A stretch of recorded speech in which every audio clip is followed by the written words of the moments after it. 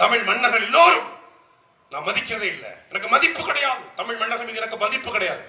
அப்படியா? திருமாவளவன் அப்படிங்கிற பேர் யார் பேரு? கரிகால் சோழனுடைய இயற்பெயர். கரிகால் சோழன் மன்னனா இல்ல யாரு? மன்னர்கள் மீது மதிப்பே கிடையாது என்றால் உங்க பேர் மேல உங்களுக்கு மதிப்பு இருக்கா இல்லையா? ராஜராஜ சோழன் தமிழ் பெயரா, ராஜேந்திர சோழன் தமிழ் பெயரா? யார் கேட்கிறா? 6 சீட்டை 8 சீட்டா மாத்த முயற்சி பண்ற அண்ணன் திருமாவளவன். பிரச்சனை என்ன தெரியுமில்ல? அவர் நமக்காக பேசல, அவர் அவருக்காக பேசிட்டு இருக்காப்ல. பாவமா இருக்கு. திமுக கூப்பிட்டு என்ன சொல்லியிருக்காங்க, இந்த மாதிரி கூட்டணி பேச்சுவார்த்தை நடக்குது, கொஞ்சம் வாங்க அப்படின்னு கூப்பிட்டுருக்காங்க. அப்போ இவர் போயிருக்காப்புல. ஏற்கனவே 6 சீட்டில் நின்னீங்க.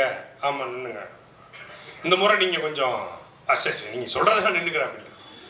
நாங்கள் திராவிடத்துக்குலாம் நாங்கள் கடுமையாக பேசிக்கிட்டு இருக்கோம், தமிழ் தேசத்துக்கு எதிராக பேசிக்கிட்டு இருக்கோம், அது நாங்கள் பார்த்துக்கிட்டு தாங்க இருக்கோம்.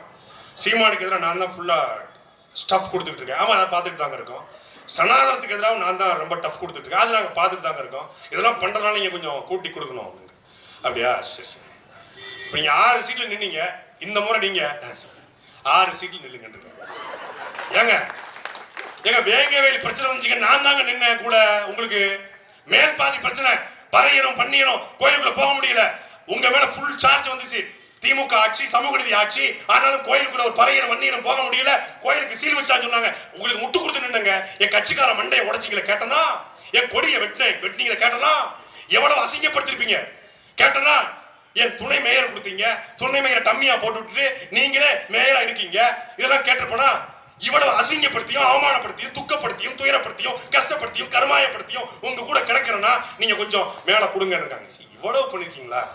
இப்ப எவ்வளவு எதிர்பார்க்குறீங்க? கொஞ்சம் பார்த்து பண்ணுங்க. சரிங்க, உங்களுக்கு வேண்டாம் எங்களுக்கு வேண்டாம். எவ்வளவு நின்னீங்க? 6 சீட்டு. உங்களுக்கு வேண்டாம் எங்களுக்கு வேண்டாம், 6 சீட்டு நில்லுங்க.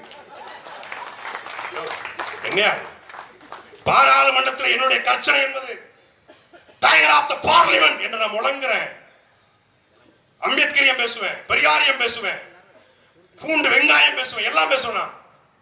திருமணமே செய்து கொள்ளாமல் உணர்ச்சிகளை கட்டுப்படுத்த ஊசியை போட்டு வாழ்ந்துட்டு இருக்கேன்.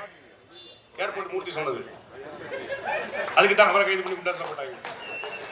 இப்படி வாழ்ந்துகிட்டு இருக்க ஒருத்தருக்கு போய் நீங்க 6 சீட்